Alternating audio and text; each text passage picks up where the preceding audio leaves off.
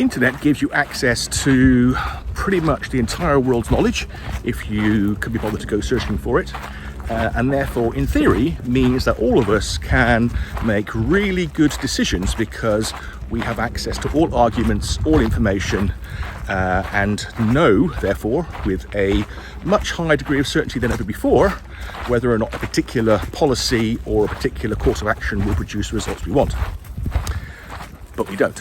Why? Well, because A, there is so much information out there that you need somebody between you and it to be able to filter it all out to find something useful, and that is driven therefore by the intelligence of the questions you ask.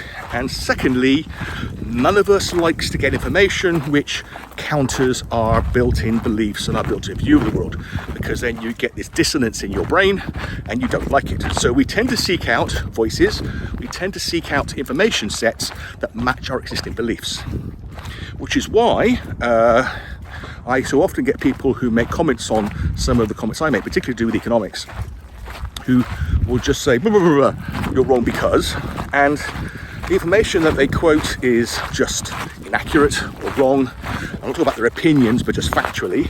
And the reason being is not because they're dumb, because they only listen to voices that reinforce what they say.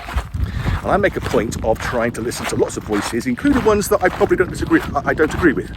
So I listen to both the new Statesman's podcasts and The Spectators. I follow both the IAE, Institute of Economic Affairs, IEA, and Gary's Economics.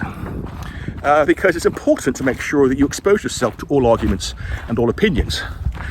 Both because A, you could be wrong, and there are alternatives out there, and B, if you're right, it's important to know why you're right and why the other side is wrong. Otherwise, how can you have a proper debate with someone?